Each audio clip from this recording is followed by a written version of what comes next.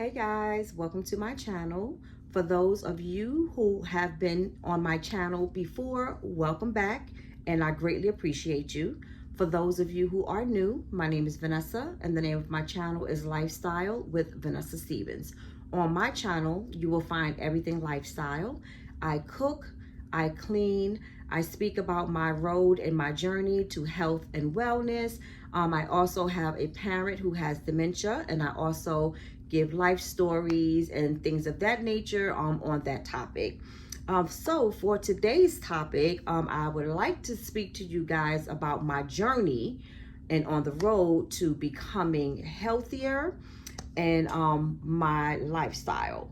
I'm going to start out with a little story time, and I'm going to lead up to the conversation that I wanted to have with you guys today. So I very much doubt if I told you about an accident, car accident that my son and I were involved in back in 2017 when I was still living in New York. If I remember correctly, it is 2017 because my dad passed away in 2016. So when my dad passed away in 2016, because he was living with me, so because I did not want to stay in that apartment that we were in, because of the memory of him, and I did not know how my son would handle being in the apartment, with my dad no longer being there. Until I decided what I wanted to do and where I wanted to move, we just picked up and moved in with my cousin who has a house that was out in Yonkers, New York at that time. So fast forward, I did not know at the time, but my son developed a love for music, and he was self-taught when he got into the piano. So with that being said, his father and I signed him up to take piano lessons. So on this particular day, I drove my son, to the location where the class was being held. It was a distance away from where I had to park the car. So when I parked the car, we had to walk to where the location was at. So before we could get to the location, there was an intersection there. From what I can remember, because I really don't remember much, but what I can remember is I remember standing on the corner up in New York.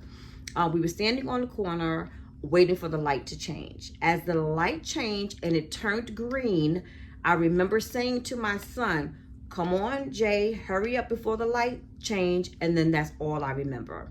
The next thing I remember is laying on the ground, face down. I lifted my head, I turned around, and I saw my son rolling down the street. And as he stops rolling, he jumps up and he's running towards me. Now there's a whole bunch of people surrounding me. And then I noticed somebody like held on to my son. And I'll tell you, my son is a very gentle spirit. He's not disrespectful. He's not rude. He doesn't have a foul mouth. But I heard my son, because this is really what jarred me. I heard my son saying, "Get off me. That's my fucking mother. Get off me. Get off me." Sorry, YouTube, for the cursing.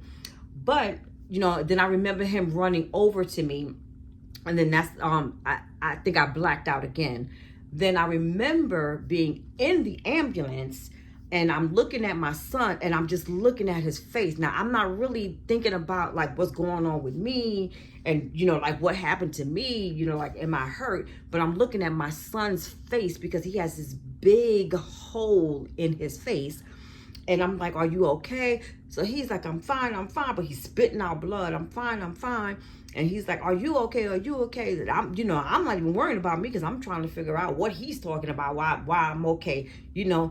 I look at your face. Your face is busted open, basically.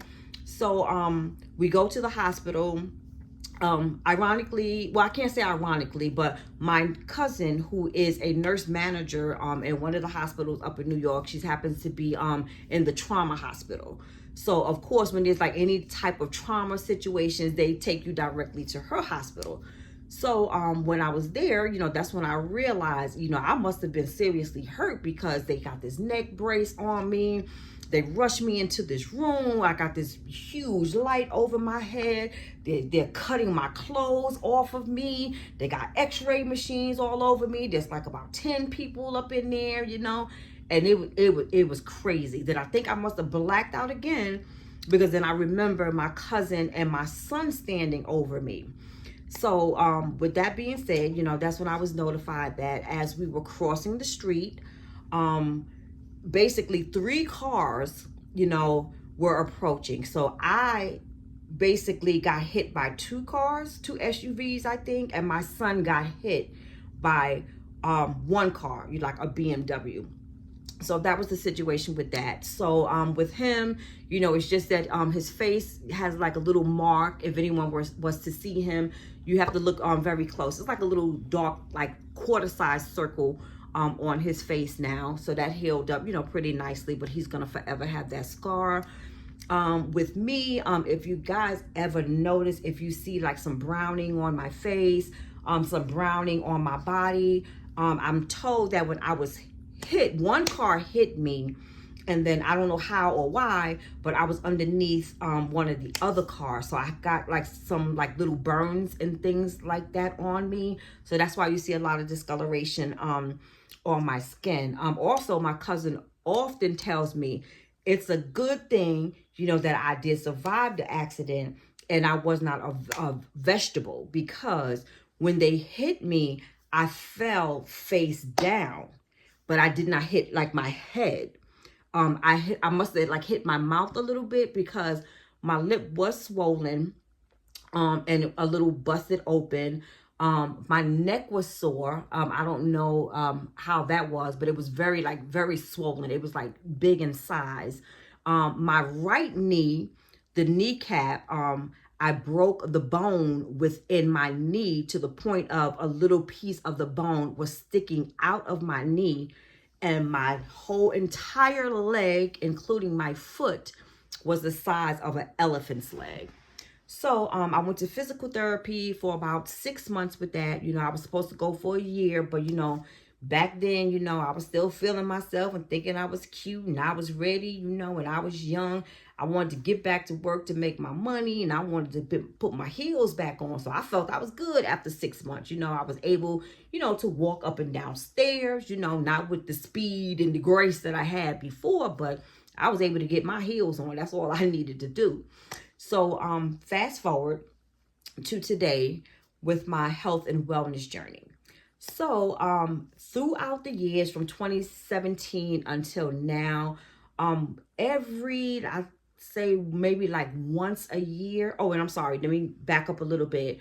I was diagnosed after having that injury that I would have post-traumatic arthritis, which means at that point, my injury will cause me to go into having arthritis, and it's just going to progressively get worse as the years go by. So with that being said, it's like each year, every so often, it's like I would notice like a little difference in my knee, but not to the point of where it would bother me or hinder me, from doing certain things. Then as time, progresses, now I'm noticing it's getting a little harder for me to like wear the stilettos. So now I got to retire the stilettos, and now I'm wearing the like chunky heels. Then as time goes on, now I'm having a little difficulties with wearing the chunky heels. I can only wear those for like a certain amount of time, and then I have to give those up and retire those. So now to current day, I can still pretty much wear the chunky heels, but it's not like I can do an all-nighter with them. It's like I can't dance all night in them. At some point during the evening, it has to be retired. I definitely can't do too much walking in it. So to present day, I have been noticing lately that I've been having little more issues with my knee. And also I noticed last year, the stability of my knee is different. When my car, was messed up and out of service, and I wasn't able to use it, and I was taking lifts to work every day when I was working down the street from where I live, twice I fell. And both of those times were getting into a lift. One time, it was a car, and I don't know what I was thinking. I must have been rushing that morning, but I don't know if it's out of fear or I don't know like what type of weight my right leg, the injured leg, can handle. But I had a lot of stuff with me that morning. You know, I had my work bag, I had my purse, I had my coffee, I had my lunch bag. So instead of getting in this time with my left leg, I used the injured knee to get into the car first. Well, Lord and behold, I ended up on the ground because I lost like the stability, you know, of that knee, and I went down. So that was fall number one. Number two, which was so embarrassing, the lift that they sent me was a truck, and the truck was like pretty high up. And thank you, Jesus, the female that was driving it, she was a big girl, and you know, she was a big girl.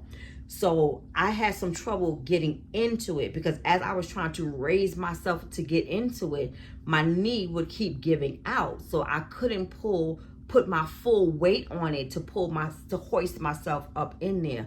So thank God, I hope nobody was watching that morning because I would be so embarrassed.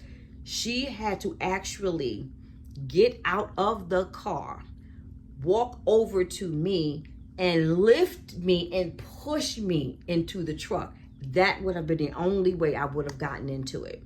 So, like I said, fast forward to current day. I noticed lately that if I'm standing for a long time, like when I'm cleaning up in the house, or if I'm, you know, cooking a meal that's taking a long time, my knee would start to hurt and feel like a little unsteady. So I would have to sit down for a minute, you know, let that subside, and then go finish off what I'm doing. I've also noticed that when I'm walking, especially like if I'm walking on an incline, my knee would start killing me. So therefore that limits my walking. So I can't walk like the half hour that I planned on doing. I might be able to do maybe 15-20 minutes before my knee started hurting. Like right now, as I'm talking to you guys, it's not hurting, but it's like I'm feeling like a little uncomfortableness, a little uneasiness in the knee, and I've been noticing that a lot lately. So I decided to make an appointment on my job to see the orthopedic doctor. So I had my appointment on last Friday. They took some x-rays, asked me some questions, you know, and I gave them my history. So once they came back with the x-rays, I was unable to get the last x-rays that I had from my last appointment. So what they did was a comparison between the good knee and the bad knee. So when they made that comparison, they noticed a significant difference between the good knee and the bad knee. With the bad knee, a lot of the cartilage between the bone is gone. So there's a lot of, well, not a lot of spacing, but there is space there where there is no longer any cartilage. So eventually, as time goes on, because it's not going to get any better, all the cartilage is going to be gone. So for right now, they're prescribing me a medication, an oral medication that I can take, which they said if I continue to take that, that should help me like for about 3 months. And that should also help me like as far as working out, which is one of the main reasons why I really stopped working out, is because I did not know what my knee was capable of. And I've been pretty scared or nervous to try certain things and use the machines that I used to use before my accident, because I really did not just want to like total my knee. Because there's a lot of, because being that I am very hippie, I always emphasize on my butt, my legs, and my thighs. So a lot of the weights that I was using were focused on the bottom. So that's why, you know, my bottom is so large now, you know, because the women in my family are very hippie, and I know that. And I know if I don't take control of that, it would be where it is today. So the reason why it is where it is today is because I've been fearful of doing the elliptical, of doing the bike, of doing the row machine. I can't remember the name of the other machine that I use, but it has weights on the end, and then it has like this wide board on the bottom. And what you do is you lay back on it, it's like you're sitting in a crunch position, and you would take your legs and your feet and you put it against the board, and what you're doing is just you're pushing the weights up, so it's good like for your glutes and for your knees and for your legs and things like that. But I really stopped using that because you're using, that bone like in your knees because of the bending, the constant bending. And then with the constant bending, you also have the weight. So I have not been using any of those machines.